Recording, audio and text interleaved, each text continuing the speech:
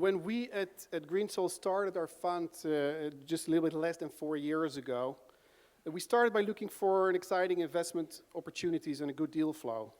We met with the leading professors at the Hebrew University and at the Weizmann Institute. We visited the world-class Vulcani Institute. We met with the large corporates in food and agriculture. We met with funds that had some overlap in these sectors. And we met with many very gifted entrepreneurs. I must tell you that in most of those early conversations, people told us we have to meet Rafi Meissner. As I was told, with all respect to many amazing companies, Rafi is working on a real revolution in agriculture.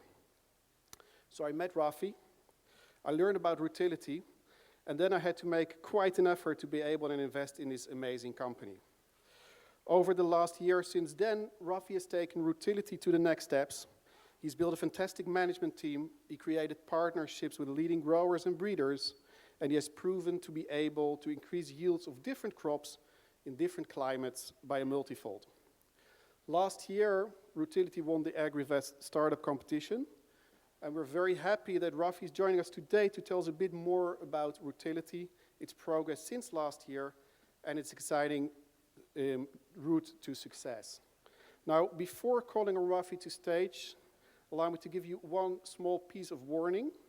Rafi is not only known as the CEO of Rootility, he's also known as the CUO of Rootility, the Chief Understatement Officer.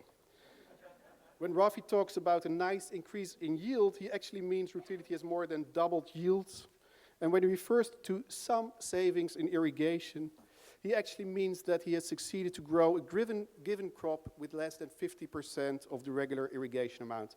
So ladies and gentlemen, I'm very honored and happy to introduce to you last year's AgriVest winner, Rootility CEO, Rafi Meissner. Thank you, Gideon. I'm Rafi Meissner, as Gideon presented. Last year, I think 2013, December, I gave a lecture and Gideon asked me to give another one after 1 year. So today I will explain what happened during this year since I gave the lecture. So Rootility is a root-focused plant breeding, and we really accelerate the yield by breeding roots. In a nutshell, we are working on abiotic stresses of the root rate, and when we are breeding these roots, we increase the yield dramatically. It's really giving, and you will see field results, and you will see the results in the coming slides. It's non-GM, but it can be also with GM if we decide to, and the potential of this kind of methodology and products is very big. Traditional breeding, it's when you summarize traditional breeding, it takes two main aspects. One, gathering genetic variation, and gathering by crosses, and then doing selection.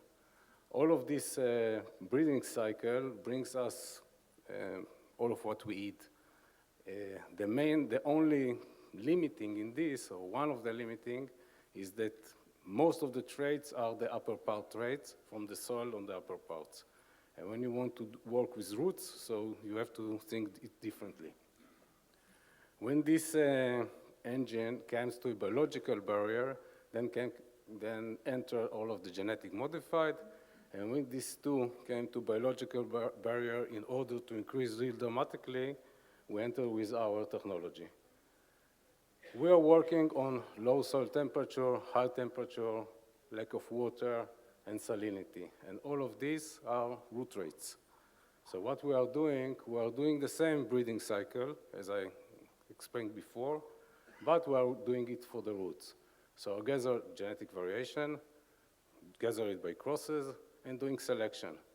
We started the company when we established a very unique selection system, but at the end, it brought us products. The products are better roots. I will give the example that I showed last time and explain a little bit more what we did this busy year in processing tomato. We are working for the 4th year in California, California is the biggest hub of the world that produces 30% of the processing tomato in the world. Every year it plants 2.3 billion plants, and last year produced 14 million tons, and this year the expectation is to produce 15 million tons of tomatoes.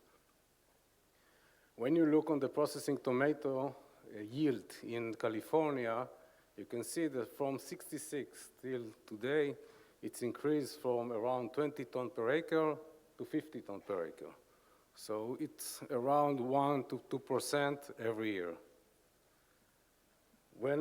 Even though the increase is limited, even though there were significant technological progress, the drip irrigation entered, transplanting instead of sowing, much better material, hybrids instead of open pollinated, even though it really increased very slowly. When we brought our roots and we did grafting, so we use our roots with the same hybrids on the upper part, what happened in 2 years, we increased the yield really dramatically. So this shows us, first, it's a really huge potential, and second, it shows that we really overcome a bottleneck in the industry. So last year, we did a trial in 120 acres in California, and this year we did it 7 times more. So we are now finishing the planting of 840 acres in California. This is in San Joaquin Valley. It's really a very, very big field trial. In order to establish this and to do this and to graft so many plants, we have built a grafting factory. It's already one of the world's largest semi-automated grafting factory. We have grafted 130,000 plants per day, and in total, 5.5 million plants. So what we did in the grafting, what is this grafting? So as I said, we are taking the scion, the upper part, it's a commercial hybrid.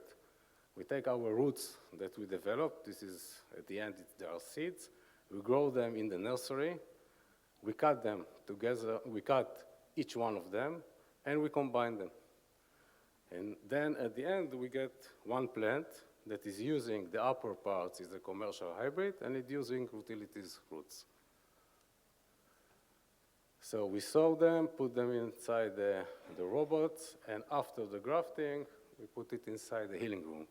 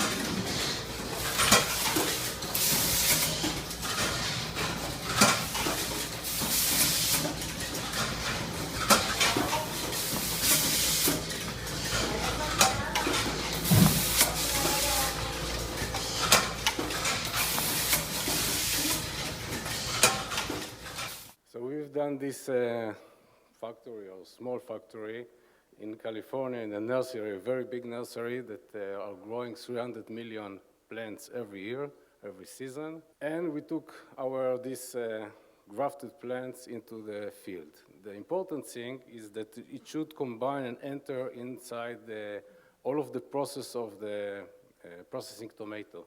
So we move it inside the normal bins that takes our plants, grafted plants. We planted it with the normal planters. This is our grafted plants, and this was the first trial, and then I was very excited.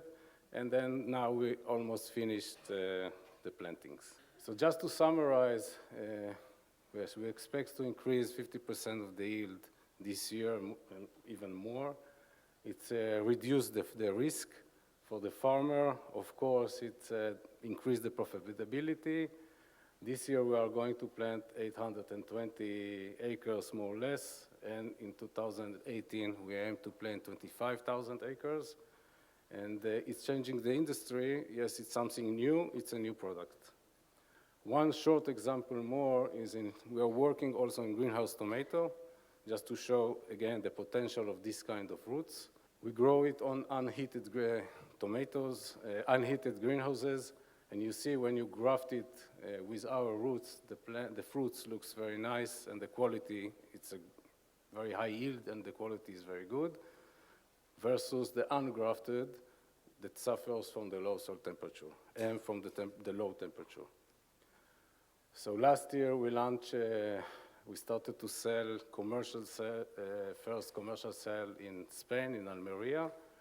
And this year the results are very good, and we will increase dramatically our products, the greenhouse rootstocks for tomato in Almeria, and also we will start the selling in Israel. So just to summarize, yes, we are developing roots. Here I gave two examples, tomato, but we are working not only on tomato, also in other vegetables. And we have some results, very nice results in field crops and trees, so it's something very broad. Low soil when you work on abiotic stress tolerance, it really increased the yield dramatically. It's non-GM, and the potential is very good, very big. Thank you.